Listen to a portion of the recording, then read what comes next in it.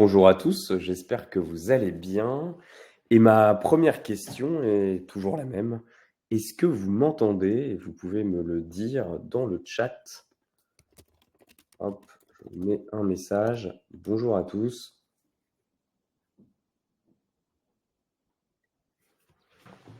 Donc vous pouvez...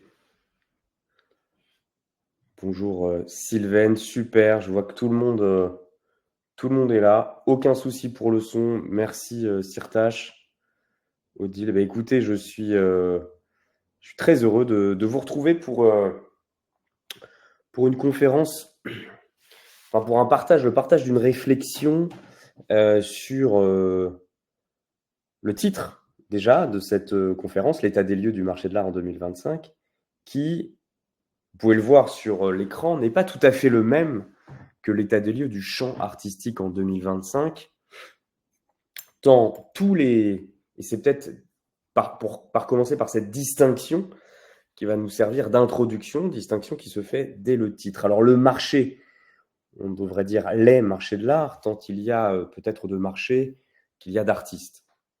Le marché de l'art, c'est d'abord un échange, une place d'échange où il y aurait théoriquement une offre et une demande. Comme on pourrait avoir un marché des tomates, il y aurait un marché des œuvres d'art. Eh bien, c'est peut-être pour marquer cette distinction, cette spécificité peut-être des échanges qu'il y a de biens et d'œuvres d'art, pour marquer leur spécificité, que je vous propose un autre titre. Un état des lieux du champ artistique en 2025, le champ étant l'ensemble des acteurs qui partagent des croyances communes sur ce que serait l'art et son fonctionnement. Et notamment, l'analyse que je vous propose, et qui sera après le sujet d'un échange lors de questions qu'on pourrait avoir dans le chat, eh bien, c'est d'essayer de comprendre l'évolution qu'il y a dans un monde plein d'incertitudes de ce champ, c'est-à-dire à la fois de ce qui fonde une valeur artistique, ce qui fait que telle œuvre d'art va être considérée comme une œuvre ayant une valeur artistique, et tel objet d'art, telle œuvre d'art ayant aussi une valeur économique. Le champ artistique étant composé principalement de ces deux forces, c'est-à-dire des acteurs qui viennent dire que cette œuvre est une bonne œuvre. On utilise le mot « ça, c'est du vrai art ». Alors, on va essayer de voir en 2025 ce qu'il en est de ce vrai art ou de cette œuvre d'art qui aurait une valeur artistique, et eh bien, tout simplement, les tarifs qui sont pratiqués en 2025, l'état économique, en fait, du champ artistique. Et pour commencer et illustrer, en tout cas, inaugurer une réflexion avec une image plus qu'un titre, je vous propose une œuvre, l'œuvre de Julie Meretou, artiste éthiopienne qui vend aux enchères et qui fait partie des artistes qui ont explosé ces dernières années dans les ventes aux enchères, alors plus de 10 millions de dollars, pour une œuvre qui ressemble étrangement, de manière comme un écho ou une citation, aux compositions de Kandinsky, qui ont peut-être un peu moins de 100 ans, séparent ces deux œuvres, celle de Kandinsky et celle de Julie Mereau. Alors, ce qui a changé, ces compositions nous rappellent à quel point le champ artistique peut être troublé, peut-être. C'est une première lecture, évidemment métaphorique. Il y a aussi à se poser la question, et c'est très intéressant, c'est qu'aujourd'hui, Vladimir Kandinsky s'appelle Julie Mereau, est une femme éthiopienne, et on va voir que, évidemment, il y a l'émergence, pour ça je vais proposer toute une bibliographie, l'émergence de nouvelles figures, qui seraient des figures d'artistes qui sont un tout petit peu plus féminines, dans un monde qui est multipolaire, c'est-à-dire avec des artistes qui viennent du monde entier, et non plus exclusivement des États-Unis, même si c'est encore très important. Ça, c'est peut-être pour le contexte de l'œuvre, et puis peut-être aussi pour dire que c'est un peu un trompe-l'œil, cette œuvre. Un trompe-l'œil en ce sens où on pourrait croire que rien n'a bougé, à part le nom peut-être de l'artiste, entre Kandinsky et Julie Meretou, mais en réalité, il y a énormément d'opposition, je vais dire même de mouvements violents au sein du champ artistique, que ne représente pas justement cette apparente continuité qu'il y aurait, cette troublante continuité qu'il y aurait entre ces deux œuvres, celle de Kandinsky et celle de Meretou. Et c'est pour ça que je vous propose d'analyser le champ artistique dans les réseaux d'opposition qui le structurent. Et je vais l'illustrer, bien sûr, juste après. Comme dans une dialectique historique, on va partir des quelques années, je ne vais pas remonter au XXe siècle, mais du XXIe siècle, et on va voir les mouvements de changement qui se font en fait par des oppositions violentes entre des goûts, des styles et des économies. On parle là d'une méthode dialectique, méthode qui est la méthode de Platon, qu'il décrit, méthode ancestrale, pour essayer de trouver la vérité. Alors, qu'est-ce que proposait Platon dans la République ? Tout simplement en disant qu'il n'y a pas d'autre recherche que la dialectique, qu'il entreprenne de saisir méthodiquement, à propos de tout, l'essence de chaque chose. Alors, qu'est-ce que la dialectique ? C'est l'idée qu'on va opposer des points de vue, les éprouver, pour essayer de trouver une forme de vérité. Et dans la dialectique historique, c'est l'idée que l'histoire avance par série d'oppositions, de polarisations de contraires, qui font avancer l'histoire. Peut-être que l'image de notre société actuelle, avec ses revirements violents, notamment avec la politique américaine, eh bien, nous rendent très pertinent cette idée de dialectique d'opposition. Et on va voir que dans l'art, eh bien, il y a actuellement de très fortes oppositions qui permettent de comprendre peut-être ce qui se passe dans le champ artistique. La première opposition, alors là, je vais vous proposer une définition du champ que j'ai défini, et je vais passer assez vite. La première, c'est que ces oppositions, on va les retrouver et dans des rapports que je mettrai en bibliographie. Alors, vous avez, et vous retrouverez sur le site de Topo une base de données associée à cette conférence sur le marché de l'art, des données bibliographiques qu'on retrouve dans le rapport Art Basel de 2025, l'inspection générale des affaires culturelles, donc là c'est le ministère du Travail qui fait des audits et qui explique un petit peu les orientations du ministère de la Culture, Inspection générale des affaires culturelles, c'est pour le ministère de la Culture, et qui va rendre un rapport sur les orientations à donner aux politiques culturelles. On avait vu que dans le champ artistique en France, le ministère a ou avait un rôle important. Et puis, il y a d'autres rapports, notamment celui d'Artsy, le Artsy Market Recap, qui en réalité est une plateforme de vente en ligne. Et donc, il y a une visibilité, une vision plutôt des achats qui se réalisent. Alors, vous avez, si je résume, Art Basel, ce sont les foires d'art contemporain, donc la relation aux galeries. Donc, leur rapport est intéressant pour ça. Il fait à peu près 200 pages. Il est en anglais. L'inspection générale des affaires culturelles, ça permet de comprendre les recommandations faites au ministère de la Culture pour les politiques culturelles. Donc ça peut nous intéresser, nous, en tant qu'artistes, parce qu'on est reliés au ministère de la Culture. Et Artsy, c'est une vision de la vente en ligne, de ce qui se vend en ligne. Alors, le périmètre d'analyse que je vous propose, c'est aussi de me concentrer, une fois que je vous propose cette méthode dialectique de voir les oppositions, eh bien, je vais me concentrer évidemment sur le premier marché plutôt, c'est-à-dire que je ne vais pas forcément prendre en compte les ventes aux enchères spéculatives. Donc, on va se concentrer sur le premier marché, c'est quand une œuvre est vendue pour la première fois. Je vais d'abord prendre en priorité le marché français, même si eh bien, on aura évidemment une perspective à donner sur sa place dans le monde. Et la proposition d'analyse que je vous fais est dialectique, c'est-à-dire que je vais essayer de comprendre les oppositions qui structurent le champ artistique, et ça nous permet de comprendre la dynamique, c'est-à-dire la direction dans laquelle on va. Et cette approche a pour objectif de vous permettre de faire vos choix, de vous positionner, ou de positionner votre production, votre travail sur le marché de l'art ou dans le champ artistique. Alors, la première opposition qu'on peut voir, eh bien, c'est cette opposition entre l'intelligence artificielle et un mouvement qu'on va appeler l'art and craft. Alors, je passe assez vite pour vous le titre, pour rentrer dans le détail. L'intelligence artificielle est là depuis quelques années, maintenant très peu de temps, il y a une vraie révolution qui a même éclipsé une révolution, j'allais dire, qui n'était pas durable, qui était celle des NFT, et qui a complètement, alors je disais pour moi, qui est un leurre. Donc, d'ailleurs, si le marché des NFT, si vous êtes contacté par un site qui vous propose d'acheter vos œuvres en NFT, c'est dans 99% des cas une arnaque. Non, l'intelligence artificielle a relevé plusieurs enjeux et évidemment pose une énorme question aux artistes, une question presque existentielle.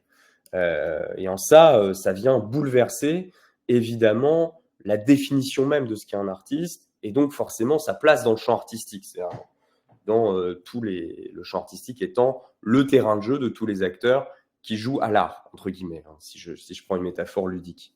Eh bien, évidemment, la première, il y a un observatoire de la DAGP, l'observatoire de 2024, qui a interrogé les artistes-auteurs sur leur rapport à l'intelligence artificielle et qui dit qu'en fait, l'intelligence artificielle est déjà utilisée dans la pratique créative pour 40% des répondants. Et pourtant, 65% des artistes-auteurs sont opposés à l'exploitation de leurs œuvres par des logiciels d'intelligence artificielle. C'est-à-dire, l'intelligence artificielle vient utiliser dans sa base de données les œuvres des artistes qui sont publiées sur Internet.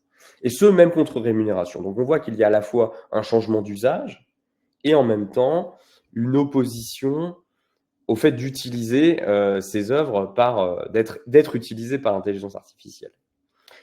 On voit aussi que on va voir que l'outil de l'IA, en réalité, n'est pas utilisé nécessairement uniquement pour remplacer, se substituer. C'est pas un outil de substitution. C'est un peu ce qui ressort à travers les lignes quand même de l'observatoire de la DAGP, puisqu'on voit de plus en plus d'artistes qui vont intégrer la production d'images d'IA dans leur démarche artistique, un peu dans une logique qui est transmédia, c'est-à-dire l'artiste utilise plusieurs médias pour pouvoir faire son œuvre, aussi bien de la céramique qu'une image mid-journée. Il y a une sorte d'égalité d'usage dans les possibilités des médiums qu'on va prendre, parce qu'au fond, ça doit répondre à une démarche. Et on voit de plus en plus d'artistes, je pense à Viviane Korkmaz, dont on avait parlé l'année dernière, qui vont utiliser Midjourney ou des générateurs d'images, qui vont ensuite retravailler ces images pour en faire des œuvres. Grégory Chatonsky, qui est un artiste qui travaille avec l'IA, est très connu pour produire des images et va intervenir notamment à des biennales, notamment la biennale de l'image tangible. Donc, on voit plutôt que l'IA, même si soulève des inquiétudes légitimes, va être intégrée, un peu comme toute innovation dans l'histoire de l'art, comme le tube de peinture l'a été, eh bien, on va intégrer l'IA dans sa démarche artistique. Et on s'aperçoit d'ailleurs que quand Jensen Tung, qui est un YouTuber qui a décidé de substituer sa production par l'IA, donc en fait, c'est un YouTuber qui a fait l'expérience de demander à l'IA de faire son travail à sa place, que ce soit pour produire et vendre son travail.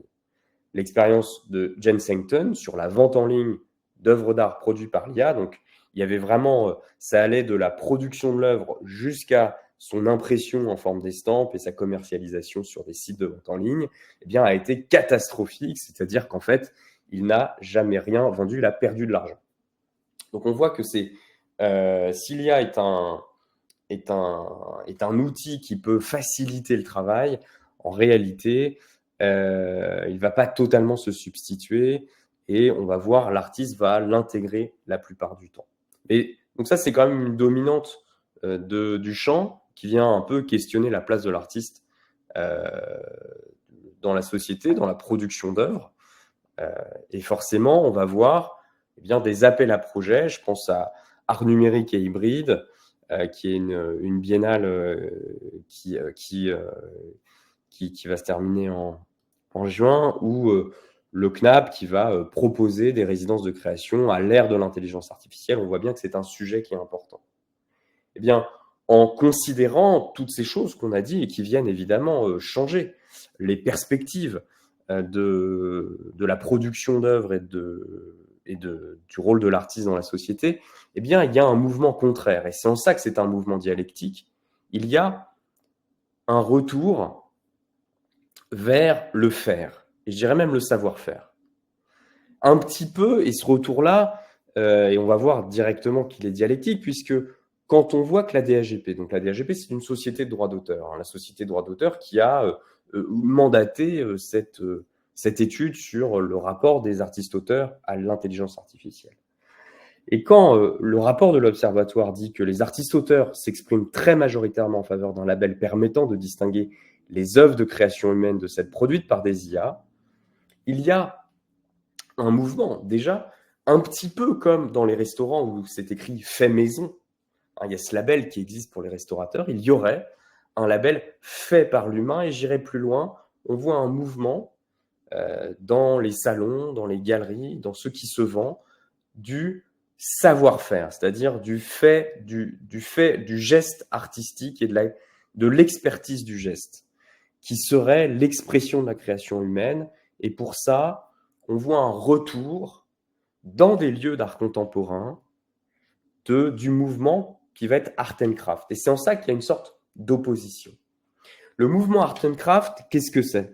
C'est l'idée au début du 20e, et à la fin, en fait, au début de l'industrialisation, donc fin 19e aussi, d'un mouvement contre l'industrialisation où on va investir l'artisanat contre les produits qui sont industrialisés. C'est William Morris qui écrit L'art et l'artisanat et qui dit que le projet artistique, c'est de produire de l'artisanat.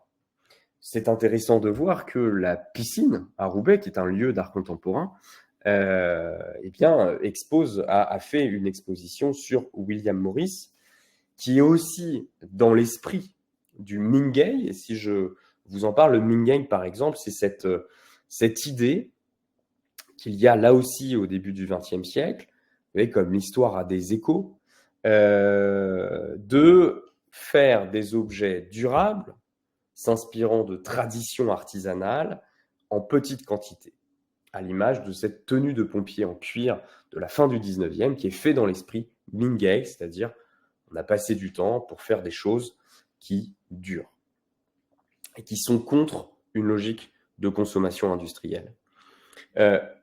Cet esprit-là va, et c'est peut-être une hypothèse dialectique, c'est peut-être à l'opposé de l'intelligence artificielle qui produit rapidement, beaucoup, facilement des images, eh bien, il y a ce retour du savoir-faire. C'est peut-être le mot-clé, savoir-faire dans le champ de l'art contemporain, savoir-faire dans le marché de l'art ou dans le champ artistique en général.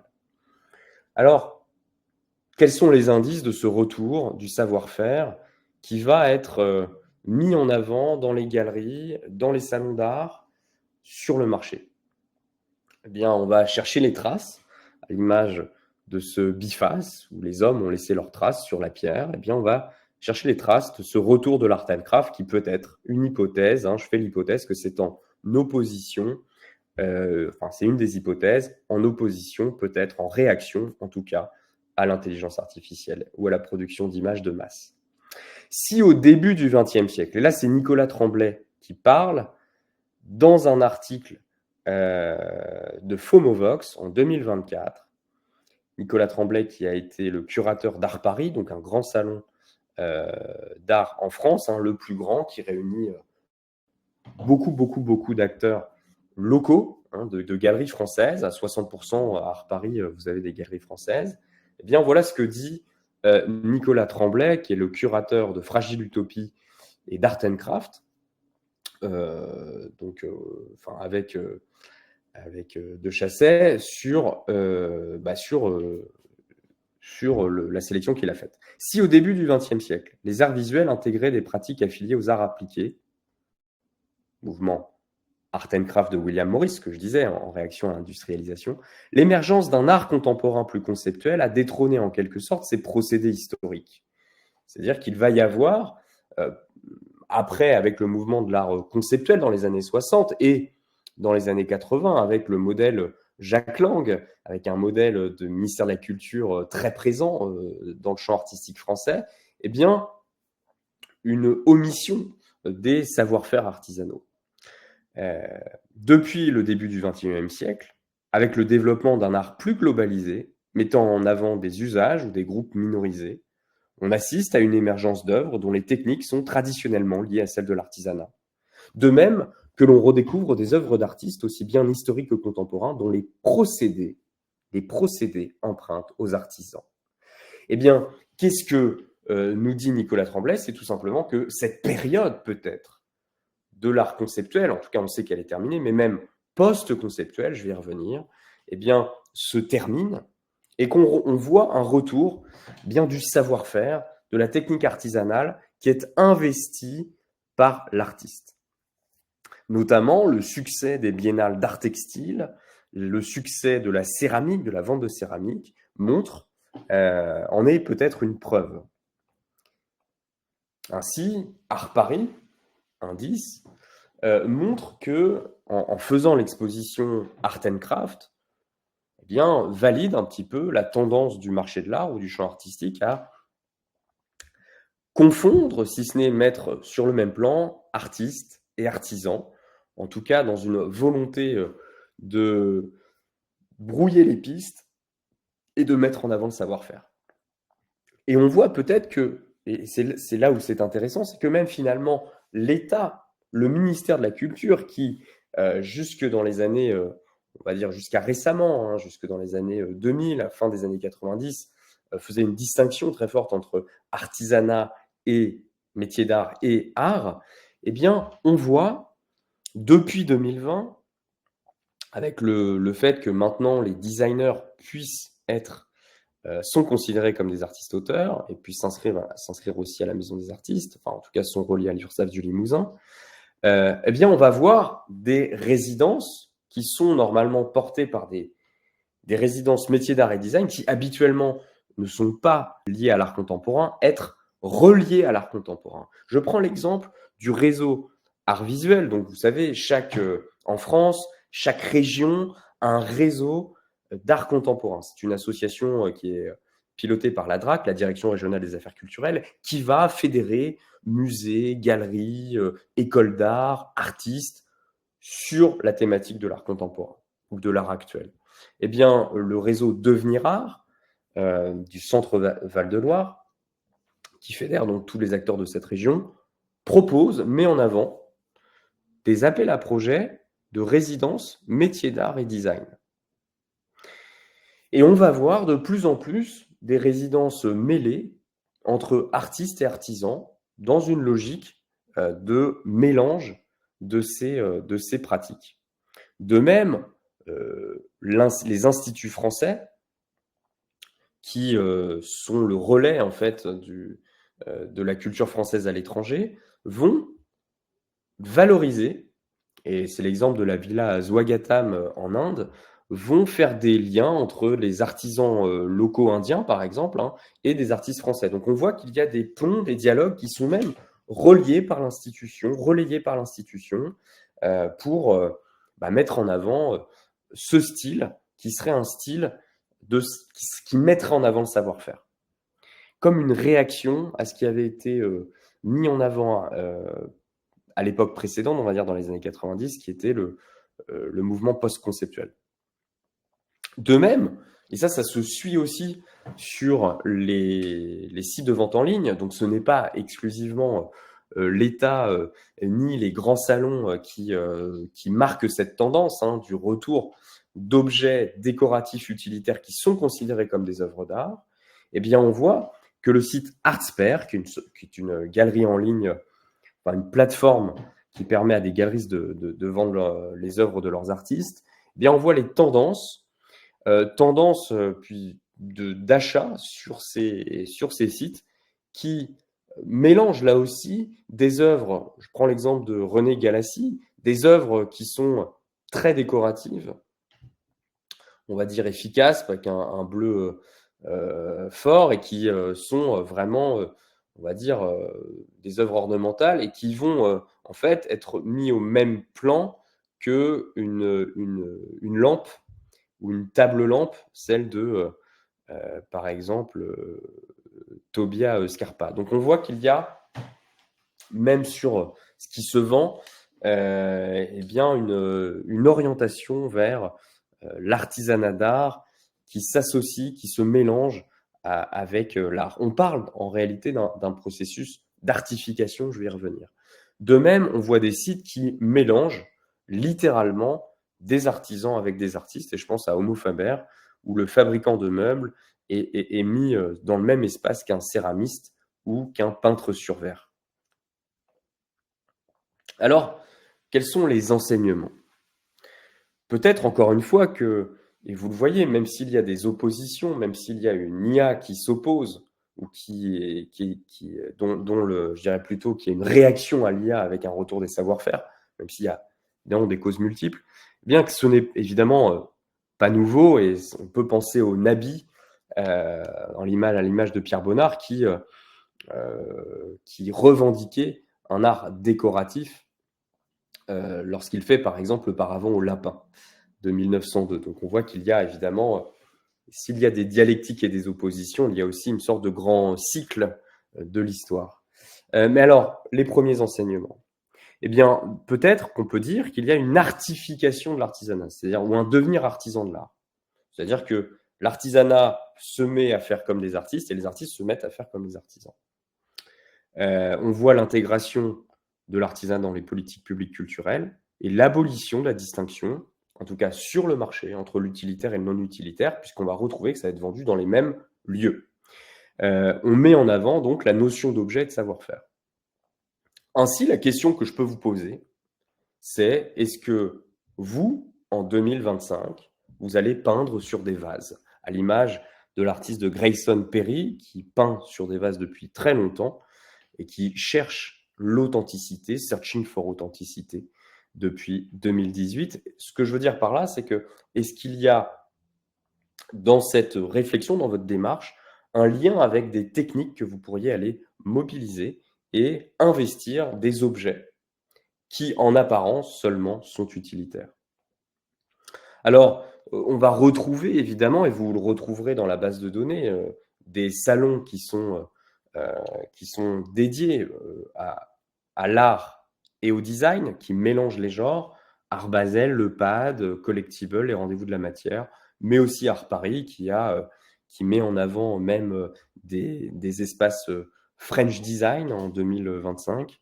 On voit aussi des résidences qui mélangent design et art, Altemed par exemple, qui n'est pas très connu et dont je n'avais encore jamais parlé, Artagon, qui est plus connu, ou la Villa Swagatam dont je parlais tout à l'heure, et des galeries qui mélangent les genres et qui sont des galeries appartements, un peu comme Amélie Maison d'Art, ou d'autres comme Maestra, Laura Sedbon, ou la galerie Objets Inanimés, ou encore Rart, et qui vont vendre à la fois des tableaux et des lampes réalisées par des céramistes qui sont en réalité des œuvres d'art.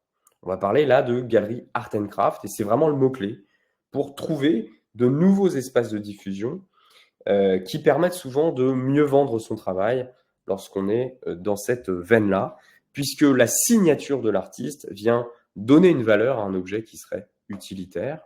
Et donc ça, c'est quand même une grande tendance du marché. Alors, l'autre tendance serait aussi de dire, mais peut-être que si le ministère de la Culture mélange les genres, c'est-à-dire dit, mais maintenant on va aider aussi les artisans qui sont au fond des artistes. Les artisans, je parle des artisans d'art. N'y a-t-il pas là une tendance, plutôt une réaction au fait que, réaction dialectique, là aussi, au fait que le ministère de la Culture a moins d'argent? Et donc, on va voir un changement dans le champ artistique lié à ces baisses qui sont caractéristiques depuis 2 ans, ces baisses de budget et qui ne vont pas, en tout cas c'est ce qui est dit, s'améliorer. Ainsi, on voit un mouvement de contraction de la puissance publique qui se désengage des enjeux artistiques. France Culture, le point culture du 24 janvier 2025, titre c'est cette question, alors que le ministère de la Culture a annoncé une nouvelle coupe de 50 millions d'euros pour son budget de 2025, après avoir déjà subi une baisse de 100 millions d'euros en décembre 2024, une question se pose, peut-on encore assurer les missions de service public de la culture avec un budget réduit? Et pour dresser le portrait de ce désengagement, je peux aussi, et vous le savez très certainement parmi vous, que le Pass Culture Pro, qui permet à des artistes d'intervenir dans des lycées et des collèges, le budget du Pass Culture Pro, qui est dédié à l'intervention d'artistes en partie, a été gelé en février. C'est-à-dire que on ne pouvait plus, les lycées, les collèges ne pouvaient plus faire intervenir d'artistes parce qu'il n'y avait plus le budget avait été bloqué. Donc on voit que ce mouvement de retrait, j'ai titré mouvement de contraction, mais on pourrait dire mouvement de désengagement, évidemment, peut-être que ce mouvement, ce retour de l'artisanat d'art, ce mélange des genres est peut-être aussi lié à ça, c'est-à-dire qu'il y a peut-être là le symptôme d'un désengagement de l'État, qui va évidemment changer le marché de l'art, et ça c'est quand même une très très grande, j'allais dire, c'était une tendance latente, mais là c'est vraiment un changement majeur. Je ne parle pas de disparition du ministère de la Culture évidemment, mais en tout cas d'un désengagement massif de la puissance publique. Et donc on voit que ce désengagement, il va y avoir quelque chose, on va resserrer l'action des politiques culturelles, en tout cas l'intervention d'artistes, sur quelques sujets. Alors bien sûr, il y a encore tout ce qui est, j'allais dire, intervention d'artistes en milieu scolaire, même si c'est un petit peu réduit. Et on voit, en lisant le rapport d'activité de l'Inspection générale des affaires culturelles, qu'il y a à peu près 2 thèmes. La ruralité, c'est-à-dire une concentration des aides sur les projets artistiques dans les territoires ruraux. Et on lit, l'Inspection générale des affaires culturelles fait des audits en fait sur les dispositifs et émet des recommandations. Et on voit que la plupart des recommandations concernent les territoires ruraux et les quartiers prioritaires de la ville. Notamment dans les cités éducatives, où on va avoir une sorte de valorisation, je dirais, des quartiers prioritaires pour faire intervenir des artistes dans des villes qui ont ce label. Donc là, vous pouvez aller voir, quand vous êtes artiste, si vous souhaitez intervenir, faire des résidences, il y a généralement dans les cités éducatives ce type de résidence. Et puis on voit aussi que Rachida Dati, le 31 janvier 2025, à l'Artothèque de Caen, va annoncer 4 millions d'euros pour le plan culture et ruralité et créer des artothèques dans les territoires ruraux qui vont acheter des œuvres, souvent des estampes, aux artistes.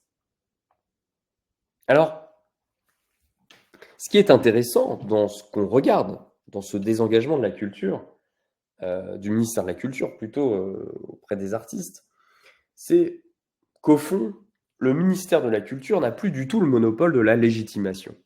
Et ça, c'est encore une réaction. Il va y avoir évidemment une réaction qui va être faite de la part des acteurs privés face à ce désengagement.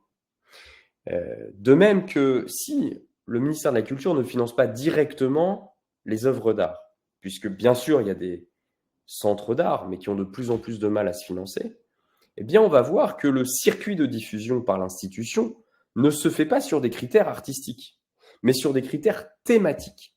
On avait vu la ruralité, les quartiers prioritaires de la ville, mais vous allez avoir énormément de fondations, acteurs privés, qui vont travailler avec l'État sur des thématiques, par exemple humanitaires, écologiques, sociétales, où l'artiste va intervenir.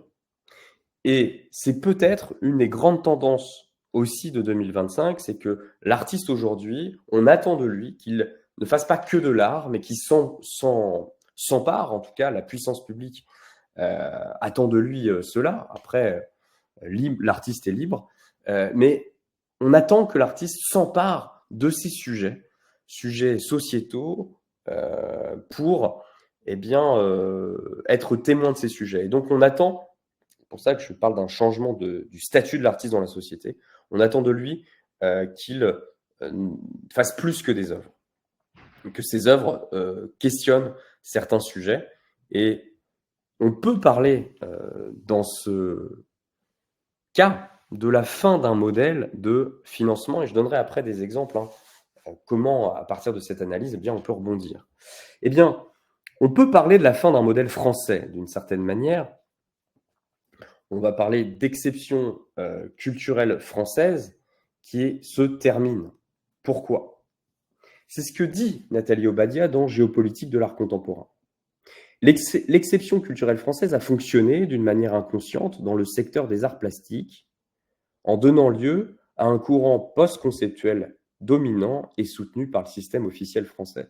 Qu'est-ce que ça veut dire? Ça veut dire que, avec les grandes politiques de soutien à l'art, c'est-à-dire d'achat d'œuvres, entre les années 80 et 90, on a validé le mouvement conceptuel de l'art contemporain des années 60 et on a validé un mouvement post-conceptuel. Qu'est-ce que c'est que le mouvement post-conceptuel? C'est dire que finalement, l'apparence sensible de l'œuvre, même si on ne peut pas s'en détacher, ne fait pas l'œuvre d'art.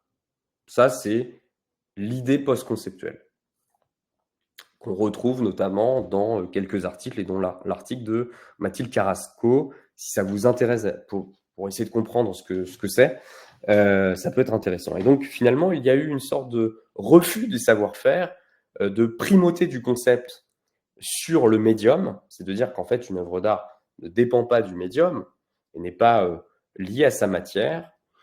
Eh bien, ce moment est peut-être terminé, c'est ce que dit Nathalie Obadia, avec la fin de l'exception culturelle française qui ne soutient plus ce modèle et qui n'a plus l'argent pour financer ces grandes installations.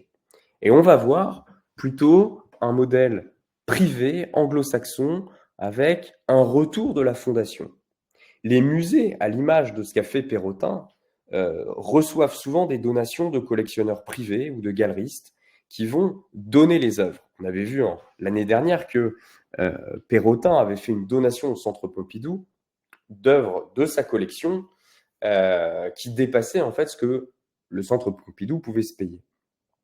Ainsi, on voit des fondations d'entreprises, donc des capitaux privés qui vont choisir, valoriser leurs œuvres dans des musées. Et il y a une collusion, en tout cas une substitution de l'intérêt privé sur des politiques publiques, en tout cas une réflexion, on va parler de fertilisation croisée, c'est le mot de l'institution, un mélange des genres où finalement les fonds privés vont abonder certaines politiques publiques dans une légitimation respective. Donc ça, c'est vraiment quelque chose qu'on peut voir.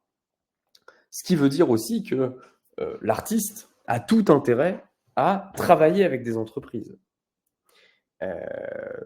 Allez voir des appels à projets de la Fondation d'entreprise Martel, la Fondation Carmignac, ou d'autres grandes fondations d'art contemporain, ou même Mécènes du Sud, qui eh bien, commencent à valider artistiquement certaines œuvres dans leur musée privé. Donc, on va avoir tout un jeu de réponses à des appels à projets et qui ne sont plus uniquement sur des œuvres post-conceptuelles, mais qui font la part belle à des œuvres esthétiques, des peintures même réalistes ou très techniques. Vous avez aussi énormément de fondations qui vont travailler autour de thématiques non artistiques. Je pense à des fondations universitaires qui accueillent des artistes en résidence ou des fondations non artistiques sur, par exemple, des publics en situation de handicap comme Orange Rouge ou la fondation Transdev qui finance des rencontres entre artistes et personnes en situation de handicap. Ainsi, cette exception culturelle française est rénovée et on va retrouver eh bien, un goût pour certaines œuvres qui avaient été délaissées. Et notamment les œuvres figuratives ou la peinture reviennent, eh bien, je dirais, en force sur le marché de l'art. C'est quand même une grande nouveauté. On va aimer, eh bien, c'est un petit peu normal puisque ce sont les fondations et donc des collectionneurs privés qui achètent des œuvres. Eh bien, on retrouve le plaisir d'acheter ou de valoriser des œuvres qu'on accroche à ses murs. Ça, c'est quand même quelque chose qui est en train de changer très fortement. Et d'ailleurs, vous avez peut-être suivi, mais il y a eu cette exposition des 80 peintres à Orsay, sous la curation de Thomas Lévillane, qui est la personne qui s'occupe du podcast Les Apparences, Et donc, on retrouve des œuvres figuratives. Ainsi, on peut même dire que ce grand mouvement post-conceptuel qui faisait la part belle au concept sur l'apparence sensible est en train de changer. C'est ce que dit Thomas Lévy-Laine dans le Point Culture sur France Culture du 17 septembre 2024. Ce qui est drôle, c'est qu'en ce moment, à l'École des Beaux-Arts de Paris, il y a 40% d'étudiants qui font de la peinture. Et l'école n'a pas assez d'espace et de professeurs pour s'occuper d'eux et ont tendance à les pousser à arrêter la peinture pour aller faire de la photographie ou des installations. Eh bien, en disant ça, il montre ce retour de la peinture et même on va même parler d'un mouvement de nouvelle figuration. Il y avait une très belle exposition au MoCo il y a quelques années, 2 ou 3 ans, je crois, sur des artistes figuratifs dont faisait partie Marlène Moquet, qui a fait Flocon de pétrole en 2023. De même que ce mouvement de retour vers des techniques de peinture plus classiques, techniques, on va dire, d'exigence technique, eh bien, on voit un mouvement aussi de fermeture des beaux-arts. Châlons, Valenciennes, par exemple, ferme. La ministre de la Culture, Rachida Dati, a déclaré d'envisager la fermeture de certaines écoles d'art dans le pays. Donc, il y a la volonté de réduire le nombre de diplômés qui sortent des beaux-arts. Donc, on voit quand même un mouvement très changeant, une dynamique importante. Alors, quelles sont les conséquences de ces grands mouvements de désengagement de l'État, importance des fondations qui se substituent ou qui travaillent main dans la main avec l'État. Et donc, on voit une convergence de ce qui fait une bonne œuvre, et c'est aussi une œuvre qui se vend bien. Eh bien, on voit, donc il y a vraiment un changement du champ artistique, on voit quand même de grands changements. La première, alors, bien sûr, il y a des choses qui ne changent pas, c'est que même si il y a quand même un retour de la peinture c'est toujours un petit peu mieux vendu. Là, je prends l'exemple de l'analyse de Basel. 59% des œuvres qui se vendent dans les galeries sont des peintures. Voilà. On voit le reste après. Très peu en réalité d'installations, mais c'est normal. On est sur du marché privé. Et donc, sur le marché privé, on vend plus de peinture, un peu de sculpture et des œuvres de papier et un tout petit peu de photographie. Vous voyez, globalement, c'est quand même la peinture qui domine. On voit aussi des styles sur les marchés privés. Donc là, on voit le retour un peu de l'importance du privé par rapport au désengagement de la puissance publique. Eh bien, on voit quand même que sur le site Darty, qui est un site de vente en ligne, on voit que c'est quand même toujours les mêmes artistes qu'on vient rechercher.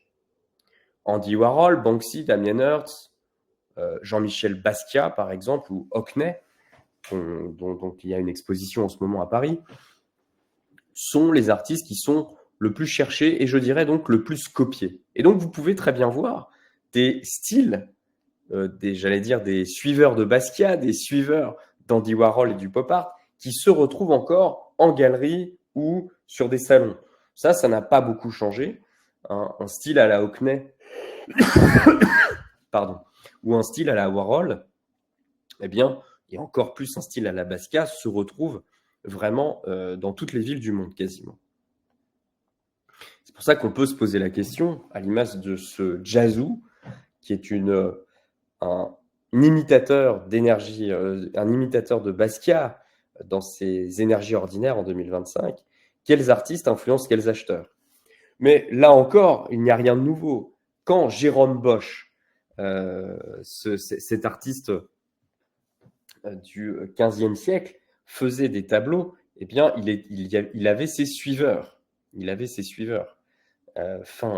Donc on faisait à la méthode, à la manière de Jérôme Bosch, comme on a fait à la manière du Caravage. Donc là encore, eh bien, on est encore dans une phase Basquiat, on est encore dans une phase street art, pop art, sur le marché de l'art privé, notamment dans les salons. Alors, je vais passer assez rapidement. Et là aussi, on retrouve encore une fois d'autres données pour essayer de comprendre ce qui fait le goût, eh bien, les plus achetés sont les tirages et la peinture, le dessin, la photographie et la sculpture dans l'ordre, hein, sur le site d'Artsper. Et il y a des styles qui sont plus ou moins plébiscités par le marché. On voit le street art qui est toujours très apprécié, des sculptures ou des sculpteurs ludiques. Donc là aussi, ce sont des sculptures, par exemple, animalières, mais qui sont considérées comme ludiques, ou des portraits expressifs, un peu à la Bacon, qui vont aussi être plébiscités. On voit aussi une présence du figuratif surréaliste en Asie qui est appréciée. Ainsi, il faut aussi maintenant quand même parler des tarifs. Et si il y a des coupes budgétaires importantes au niveau de l'État, si on voit une volonté de mélanger les genres pour continuer à vendre entre art et artisanat, c'est peut-être que économiquement, il y a une récession. Les peintures sont des fossiles de la vie économique. Qu'est-ce que Michael Baxandal, quand il écrit cette phrase dans L'œil du Quattrocento, dit? Eh bien, c'est que le contexte économique influence la production des œuvres. Et cette production des œuvres, eh bien, n'est pas le seul fait, en tout cas c'est la théorie de Baxandal, de l'artiste, mais fait partie d'un contexte dans lequel s'insère l'artiste et avec lequel réfléchit l'artiste. Alors, évidemment, c'est intéressant, on avait dit qu'on ne parlait pas des ventes aux enchères, mais si Thierry Hermann, qui est le président et fondateur d'Artprice, qui a produit aussi un rapport sur le marché de l'art en 2024 que je mettrai dans la base de données, explique que aujourd'hui, la plupart des ventes aux enchères se font sous la barre des 5 000 euros. On voit que le marché de l'hyperluxe des œuvres d'art aux enchères s'écroule, c'est-à-dire que se contracte. Il y a une perte historique, hein, une réduction historique de 33% de volume de vente en moins. Et donc, il y a de plus en plus d'œuvres qui ne sont pas des œuvres d'investissement, mais qui sont des œuvres coup de cœur. C'est-à-dire qu'on achète de l'art aujourd'hui non plus pour investir, comme on pouvait le faire dans les années 90, mais on les achète de l'art parce qu'on aime. Et cette correction du marché fait que les prix se tassent. Réaction là, évidemment, à la crise économique que nous vivons et dont l'art a toujours été la chambre d'écho. Et à l'image de ces œuvres qui sont moins chères, pas pour dire que c'est juste que les œuvres qui étaient très chères se réduisent, les acheteurs achètent plutôt en dessous de 5 000 euros. La foire bienveillante et accessible, c'est le titre d'Art Paris, d'une certaine manière, d'Art Paris 2025, le titre que prend cette foire sur France Culture. Eh bien, la foire bienveillante et accessible, telle que la présente Guillaume Pien, le commissaire général d'Art Paris 2025, eh bien, se présentait comme une foire sans dogmatisme, c'est-à-dire rejetant un petit peu l'élitisme de l'art contemporain post-conceptuel. Et qui, dans cet Art Paris, donne une image. Guillaume Pien fait la filiation avec le salon, l'esprit des salons, le salon des beaux-arts du 19e, où à la fois on vend et on donne eh bien, une image de la création actuelle. Eh bien, ce Guillaume Pien, ce commissaire général très attentif à essayer d'inclure le maximum d'acteurs, a invité des jeunes galeries à se présenter, a mis en avant la peinture figurative. Et il faut savoir que BNP Paribas, qui a financé, et là aussi c'est intéressant, c'est un acteur privé qui a généreusement financé un prix qui a été décerné à Thomas Lévillane pour la peinture figurative. Eh bien, cet Art Paris qui met en avant la peinture figurative a aussi un corner French design, donc art et artisanat d'art, ou en tout cas design. Eh bien, on voit que il y a une volonté de revenir sur des achats plaisir qui sont en fait beaucoup moins chers que des achats d'investissement. Ainsi, selon le rapport Art Basel 2025, les ventes d'œuvres d'art ont bien baissé entre 12 et 30% en 2024. L'inflation ne s'est pas répercutée sur les prix des œuvres, donc on a quand même un plafonnement du prix des œuvres. Le panier moyen sur les galeries d'art en ligne en France, c'est 930 euros. Donc on lit en fait souvent des chiffres mirobolants sur la vente d'œuvres d'art. En réalité, bien, on est plutôt aux alentours de 1 000 euros. L'achat n'est pas un investissement, mais un plaisir en 2025, et c'est un plaisir qui fait partie des loisirs. Et ça aussi, c'est très important. On s'aperçoit que un site internet, les réseaux sociaux, s'ils participent à la promotion de l'œuvre, ne permettent pas de vendre l'œuvre d'art. C'est-à-dire que c'est l'exposition. Et là, on va le retrouver avec le graphique dans le rapport d'Art Basel. C'est l'exposition qui permet une expérience directe avec l'œuvre, qui permet de vendre. Ainsi, il faut constamment exposer, exposer, exposer. C'est ce que dit ce graphique en anglais que je vous propose de décrypter rapidement. La source principale des acheteurs pour les galeries et les artistes, c'est la plupart du temps, en tout cas en 2024, et ça peut se prolonger en 2025, les foires, les espaces d'exposition ou l'atelier, en second temps, les références à partir des clients, et ensuite, eh bien, tout ce qui est de l'ordre d'Internet, donc de l'immatériel. Les sites Internet, les réseaux sociaux, et ensuite les sites de vente en ligne, type galerie en ligne ou plateforme de vente en ligne. Donc, vous voyez, c'est quand même une priorité à l'expérience de l'œuvre qui doit être faite. Alors, bien sûr, il faut avoir certains artistes qui ont énormément de followers sur Instagram vont trouver des galeries, bien sûr. Un joli site web, évidemment, ça joue. Mais on voit quand même que le nombre d'expositions qui est faite vient valoriser juste l'expérience qu'on a avec l'œuvre. Et des artistes qui vont avoir une boutique-galerie vont plus vendre mécaniquement que ceux qui n'en ont pas. Quand je parle de boutique-galerie, c'est des boutiques physiques. L'autre chose, c'est qu'on peut se poser la question si, au fond, on ne va pas avoir une uniformisation des goûts. On parlait dans les autres conférences de la biennalisation de l'art contemporain, l'idée que finalement il y aurait, avec ces biennales, ces salons, ces foires d'art contemporain qui sont dans le monde entier, eh bien, d'une certaine manière, tout le temps, les mêmes goûts, et qu'au fond, cette uniformisation des goûts permet à des marchés émergents eh bien, de se raccrocher à un marché dominant qui serait celui des États-Unis, qui représente encore 41% du marché de l'art.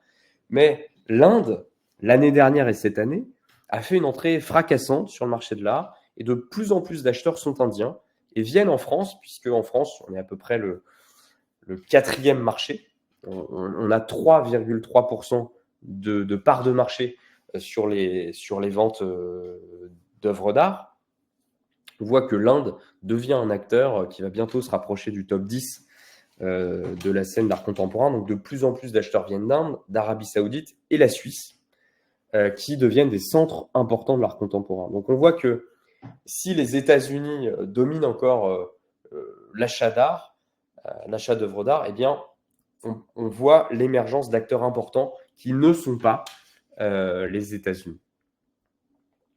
Ainsi, on peut se poser plusieurs réflexions, et c'est la réflexion que je voudrais partager avec vous, plusieurs réflexions sur ce marché et les choix qu'on peut faire. La première des choses à faire, c'est peut-être d'identifier des lieux de diffusion, des appels à projets qui ne sont pas liés au ministère de la Culture directement, puisque le ministère de la Culture se désengage. Je pense notamment à un bateau de Médecins sans frontières qui accueille un artiste comme témoin. Je pense au CNRS qui accueille dans ses labos de recherche des artistes. L'artiste devient le témoin du monde et n'est plus forcément tourné sur lui-même, il parle du monde. Et c'est peut-être intéressant de se poser la question des thématiques que vous abordez dans votre travail pour réaliser des résidences croisées. Je pense à des résidences croisées arts et sciences notamment, ou des résidences que vous pouvez faire à l'université. Donc ça peut être intéressant d'identifier ces thématiques. La deuxième question, c'est que force est de constater que la profondeur du marché, avec la crise économique actuelle que nous vivons, il ne faudrait pas se voiler la face, eh bien, pose la question de l'internationalisation vers des territoires qui ne sont pas les États-Unis, qui ne sont pas la France uniquement, mais peut-être l'Inde, le Moyen-Orient. On voit le succès de la Ménard Fair, qui est une foire d'art contemporain, foire d'artistes sur le Moyen-Orient. Donc, on va se poser la question de l'internationalisation. De même, on peut aussi se poser la question de ces pratiques. Faut-il associer une de ces pratiques à une forme utilitaire? Dois-je, si je suis peintre, commencer à dessiner, utiliser d'autres supports, des supports utilitaires, dessiner, peindre sur du textile? C'est notamment ce qu'avait fait une des artistes au musée d'Orsay, Eva Nielsen, sur du textile. Elle avait peint sur textile, peindre sur des céramiques comme Grayson Perry. Donc on peut se poser ces questions-là. Et en se posant ces questions, donc à la fois évidemment en étant sur Internet, mais en s'internationalisant, en répondant à des appels à projets qui ne sont pas des appels à projets qu'on trouve facilement sur le site du ministère de la Culture, mais justement des appels à projets plus difficiles à trouver parce que moins référencés, eh bien on va pouvoir favoriser la circulation de ces œuvres qui doit permettre de faire l'expérience, de permettre aux spectateurs de faire l'expérience réelle de vos œuvres. C'est peut-être ça la réflexion, c'est de se dire que il faut bien sûr être présent sur Internet, mais on voit que dans les cycles de vente, il faut faire des expositions et aujourd'hui, peut-être trouver d'autres lieux de diffusion en dehors des centres d'art, puisqu'on voit que l'art contemporain est en train d'évoluer. C'est ce que je voulais vous montrer dans cette conférence sur l'état des lieux du champ artistique, c'est de montrer l'évolution des paradigmes de l'art aujourd'hui, c'est-à-dire de ce qu'on considère être une bonne œuvre ou une œuvre d'art. Et ça va me permettre de terminer sur une œuvre intemporelle, celle-ci. L'esclave s'éveillant de Michel-Ange, commande de Michel-Ange qui avait été faite pour le tombeau du pape Jules II. Le pape Jules II est le pape qui a commandé la chapelle Sixtine. Et cette œuvre n'a jamais été finie, ou plutôt peut-être que Michel-Ange n'a jamais voulu la finir. Dans une forme de non finito, il y a là une image, en tout cas une illustration, de l'incertitude, des incertitudes dans laquelle nous sommes. Le pape Jules II, quand il est mort, qui était le plus grand commanditaire d'œuvres d'art peut-être de son temps, eh bien, a laissé orphelins plusieurs artistes. Comment ne pas voir un parallèle avec cette histoire qui se répète et dont on a montré, dont j'ai essayé de vous montrer dans cette conférence toutes les échos. Kandinsky, mais aussi le mouvement Art and Craft. Eh bien, peut-être qu'on peut faire nôtre ces mots de Jeanne Guillaume dans la Gazette des Beaux-Arts de 1876, Michel-Ange sculpteur. Ces robustes captifs étaient destinés à figurer les sciences et les arts enchaînés, et comme réduits à l'impuissance par la mort du pontife qui, vivant, les avait protégés. Ces robustes captifs sont peut-être ici les esclaves, mais aussi les artistes, qui sont souvent et captifs du champ artistique, mais qui en même temps, une fois libérés peut-être d'un type d'art, en tout cas qui était valorisé fortement par le ministère de la Culture, eh bien il y a peut-être là l'espace pour voir émerger de nouveaux artistes, créer de nouveaux chemins et de nouvelles œuvres. Merci beaucoup.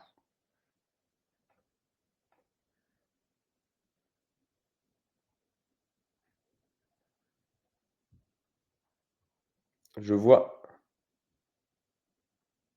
Alors, Sophie Donatien, peut-on avoir accès à la base de données topo quand on est à la Condamine? Oui.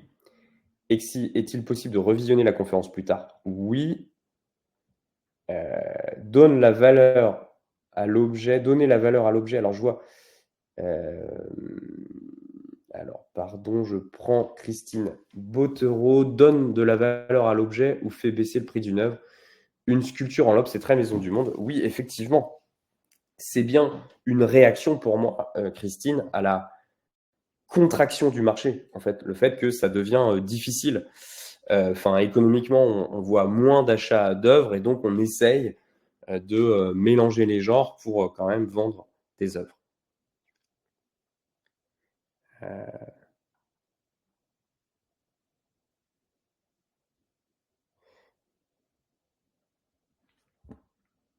Quand on répond à un appel à projet, Charlotte Boissonnas, est-ce que les fondations achètent nos œuvres pour pouvoir ensuite les faire circuler? Oui, exactement. En fait, la fondation, et là vous pouvez aller regarder sur le site de Topo la conférence qu'on a fait sur les fondations. C'est en accès libre et il y a une base de données en accès libre aussi qui est faite. Eh bien, vous rentrez dans une collection et cette collection va être donnée quelquefois à un musée ou mise dans un musée. Les œuvres sont être prêtées et encore une fois, plus vos œuvres circulent, plus elles prennent de la valeur. Quand on fait un certificat d'authenticité, on va noter, noter, noter de plus les expositions qui ont été réalisées, les œuvres, où est-ce que les œuvres ont été exposées, et on voit que ça participe à la valorisation de l'œuvre jusqu'à des ventes aux enchères. Donc la fondation peut aussi faire des ventes aux enchères des œuvres qu'elle a faites circuler. Donc oui, on voit qu'il y a une collusion entre des fonctions dans le champ qui étaient opposées. C'est-à-dire que normalement, on avait une œuvre d'art où il y avait des actions non commerciales qui valorisaient l'œuvre et des marchands qui essayaient de transformer ce capital de valeur symbolique, ce capital artistique, en valeur économique en le vendant. Et aujourd'hui, avec les fondations, on voit qu'il y a une collusion des intérêts. N'y a-t-il pas dissolution de l'œuvre d'art au profit de l'objet d'art? Eh bien, fan, pardon, oui, d'une certaine manière. Mais c'est plutôt une artification, c'est-à-dire que il y a un mélange, c'est-à-dire aussi bien l'artisanat d'art reprend des codes artistiques que l'artiste, pour mieux vendre, va prendre des codes d'artisanat d'art. Donc on voit des mélanges en fait en réalité qui étaient déjà là, mais là qui sont très actuels. Alors évidemment, ce n'est pas pour, c'est une tendance. Ça ne fait pas disparaître des œuvres d'art post-conceptuelles ou des œuvres d'art figuratives. Hein. C'est juste qu'il y a, c'est des dynamiques que l'on peut voir. Encore une fois, je suis passé très rapidement, mais le street art se vend très bien, le post-Basquiat se vend très bien, le pop art se vend encore. Donc, il faut attention à ne pas. C'est plus que là, j'ai mis en avant des grosses tendances, mais il y a des tendances de fond qui sont toujours là.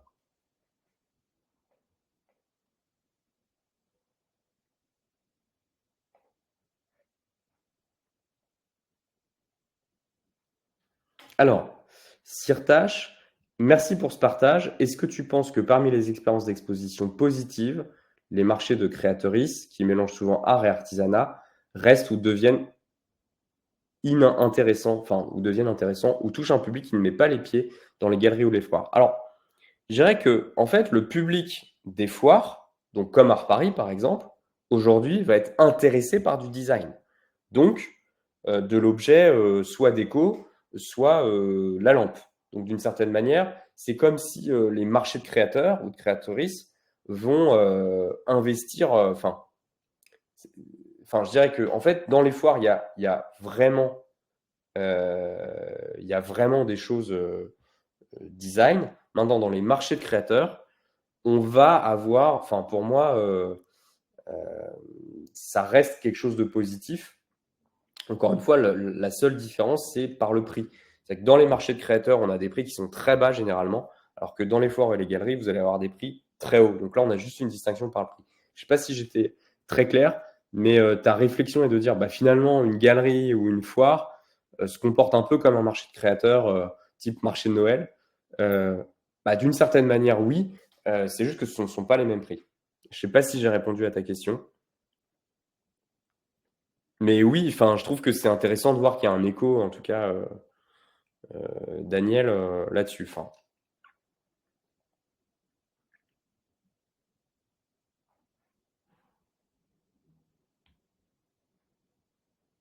merci Véronique.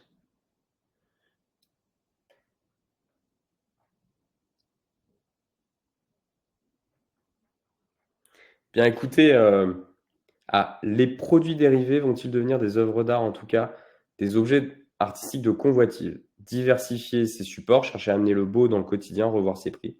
Faut-il faire des séries? Alors, attention, certaines règles ne changent pas. C'est-à-dire que la rareté qui crée le désir, qui est une des règles en fait du champ artistique ou du marché, est très importante. C'est-à-dire que si vous faites des grandes séries, vous ne pourrez pas les vendre plus cher. Si vous faites beaucoup de produits dérivés, à moins que vous soyez déjà très connu, vous n'allez pas pouvoir les vendre très cher. Donc, les logiques d'artification, c'est-à-dire de signer des pièces utilitaires ou en tout cas d'investir de l'art textile, par exemple, restent des logiques dans le champ artistique au sens où il faut quand même appliquer des méthodes, créer de la rareté, créer du désir, etc. Donc, ça reste quand même attention à faire trop de produits dérivés. Et en plus, le problème, c'est que vous allez bloquer un capital parce que vous devez imprimer des t-shirts, etc. Donc là encore, c'est à faire vraiment au cas par cas. Revoir ses prix, c'est très compliqué de les baisser parce qu'il y a des effets de cliquet. C'est-à-dire que quand vous montez, vous ne pouvez pas baisser vos prix.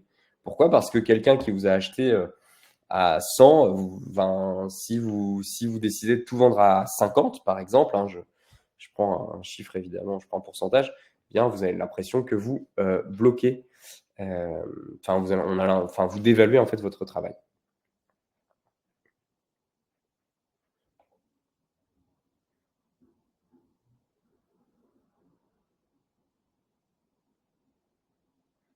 David, je n'ai plus de galerie ni de piste pour de nouvelles expos. Vivant en région, je me sens out. Alors là, effectivement, David, il faudrait que tu prennes rendez-vous avec nous. Tu peux très bien prendre rendez-vous avec moi pour en parler. Il va y avoir un circuit pour. Il faudrait vraiment voir ce que tu fais pour pouvoir te reconnecter. Donc, tu peux prendre rendez-vous juste par mail. Vous pouvez soit m'envoyer un mail, soit prendre rendez-vous directement sur notre site Topo.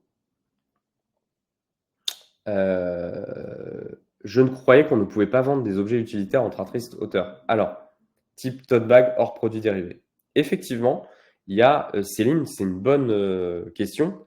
Il y a normalement une distinction très forte entre utilitaire et non utilitaire qui se fait au niveau légal. Donc, tu n'as pas le droit, par exemple, de vendre des tasses ou une tasse avec ton statut d'artiste-auteur. Cependant, on voit quand même que des artistes vont vendre ou signer une tasse qui n'est pas considérée comme un produit dérivé, mais ils vont en faire qu'un seul exemplaire. Alors, on voit, c'est pas forcément lié, là c'est en dehors de de respect réglementaire, mais c'est plus que même des galeries vont mélanger les genres. Donc, en réalité, c'est quand même, ça se fait quand même. Donc, c'est pas qu'une question de droit. Et d'ailleurs, on va pas forcément appeler ça vase, on va appeler ça sculpture, tu vois. Donc voilà. Daniel, tu as dit qu'on attend de l'artiste qu'il ne fasse pas que de l'art, mais qu'il questionne certains sujets. Peux-tu nous parler de ces sujets? Eh bien, on peut se poser la question lorsque un artiste est en conférence, enfin en résidence sur une base, je pense en Guyane notamment, une artiste qui s'appelle Delphine Zigoni, qui a été en résidence scientifique dans une base de recherche au cœur de la forêt amazonienne. Elle vient un peu en tant que témoin. C'est-à-dire que plutôt que de rester dans son atelier et de produire des œuvres qui se voudraient innovantes par rapport à l'histoire de l'art, on va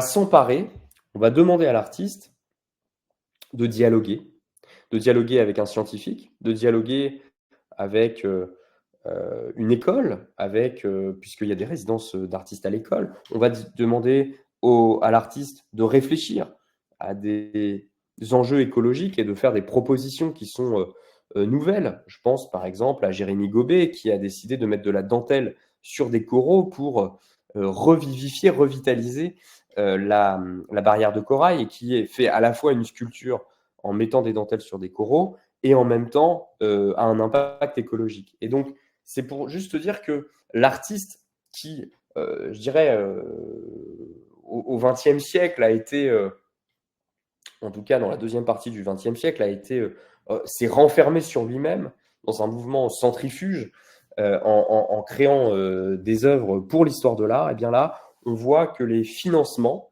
les lieux de diffusion font la part belle à des projets où l'artiste est témoin, questionne le monde et n'est plus uniquement dans l'histoire de l'art. Donc, soit en tant que témoin, je pense à un bateau, par exemple, Tara Océan, qui va faire intervenir un artiste pour qui documente en fait le voyage. Donc, en fait, il y a énormément de sujets où l'artiste n'est plus juste là pour l'histoire de l'art. Je ne sais pas si j'ai répondu à ta question. Anne-Marie Rastel, si on collabore avec un ou une céramiste et que l'on peint sur ses productions des œuvres, c'est totalement possible. Oui, c'est totalement possible. C'est une bonne manière, je trouve, Anne-Marie, de voir la collaboration. Effectivement. Et de faire une collection limitée. Et des pièces uniques, oui. Bien écoutez, je vois qu'on a... Enfin, c'est assez intéressant. Alors, Maïté Léon, quand est-ce qu'on peut retrouver la liste des liens mentionnés? Eh bien, la semaine prochaine, on va mettre en ligne cette conférence sur le site de Topo et il y aura une base de données. Si vous êtes de la Condamine, je vous envoie aussi la liste par mail avec d'autres liens en plus. Donc, si vous le souhaitez. Écoutez, merci beaucoup pour votre écoute. On était quand même pas loin de 60. On est monté à 60 lors de cette conférence. Donc, c'était très, très, très stimulant de vous avoir tous et de partager ces réflexions et de voir à quel point, ça fait à peu près 10 ans qu'on intervient avec l'équipe, qu'on réfléchit sur ce qu'est l'art et le monde de l'art, et de voir qu'en fait, eh bien, ça évolue, ça change, et même très très vite. Donc, merci à vous et à très bientôt pour de nouvelles réflexions et de nouvelles aventures. À très vite.